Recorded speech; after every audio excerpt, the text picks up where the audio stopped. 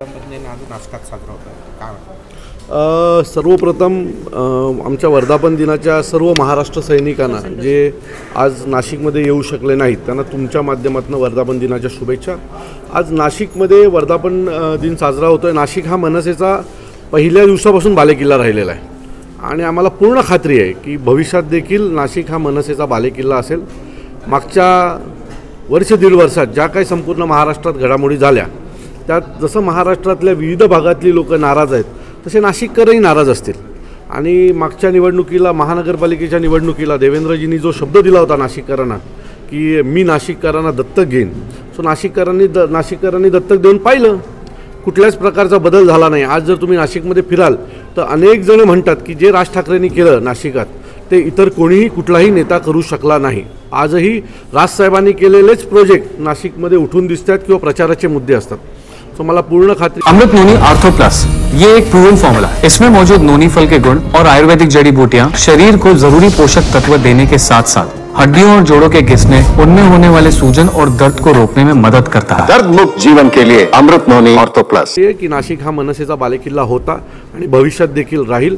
मागच्या 5 वर्षात लोक आमच्यापासून काही मतांच्या रूपाने दूर झाले असतील, परंतु येणाऱ्या निवडणुकीमध्ये ही सर्व लोक सन्माननीय राजसाहेबांच्या पाठी उभी राहतील आणि म्हणून आम्ही आमची नवीन सुरुवात नाशिकपासून सुरुवात केली आहे। आमचा 18वा वर्धापन दिन, ज्याला म्हणतात की एखादा मुलगा 18व्या वर्षी तरुण होतो, सो आमच्या तरुणपणाची सुरुवात पुन्हा एकदा आम्ही नाशिकपासून केलेली आहे। 18 वर्षामध्ये यश पण बघितलं, मागचा काही काळ खडतर देखील गेला, इथून पुढे काळ कसा असणार आहे, कशी दिशा? यश अपयश हा आयुष्याचा एक भाग आहे, त्यामुळे यश येतं अपयश येतं, आम्ही खचलो नाही, आम्ही आमचं काम करत राहिलो। जर तुम्ही मागच्या 5 वर्षात 4 वर्षाचा आमचा प्रवास पाहाल तर कोविडच्या काळामध्ये अनेक महाराष्ट्र सैनिक रस्त्यावर उतरून काम करत होते।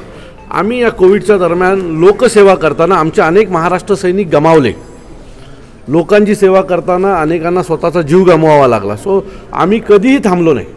यश असो अपयश असो, दिवस चांगले असो वाईट असो, आम्ही सगळ्यांनी एक ठरवलं होतं की सन्माननीय राजसाहेबांच्या पाठी खंबीर उभं राहायचं। एक दिवस आम्हाला पूर्ण खात्री आहे आम्हाला जिथे जायचं आहे तिथे सन्माननीय राजसाहेब घेऊन जातील।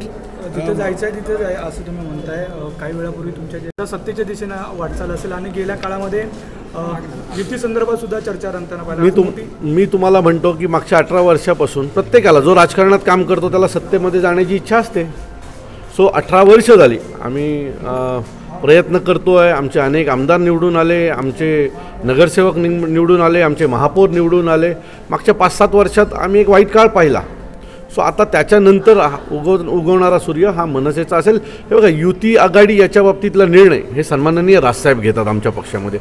सन्माननीय राजसाहेब घेतील तो निर्णय आणि त्या निर्णयाला घेऊन आम्ही पुढे चालत असतो। त्यामुळे राजसाहेब आज काय बोलणार आहेत याकडे जशी तुमच्या सगळ्यांची इच्छा आहे ते काय सांगणार आहेत किंवा महाराष्ट्राला उद्देशून काय म्हणणार आहेत तशी आमची इच्छा आहे। मी नेहमी म्हणतो की सन्माननीय राजसाहेब सभेच्या आधी किंवा एखाद्या महत्त्वाच्या मेळाव्याच्या आधी काय बोलणार हे देवाला आणि राजसाहेबांना या दोघांना सोडून कोणालाच माहीत नसतो।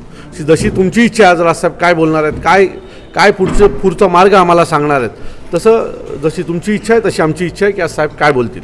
वैयक्तिकरित्या तुम्हाला काय वाटतं? वैयक्तिकरित्या राजसाहेब जो निर्णय घेतील तो निर्णय माझा असेल। ओके,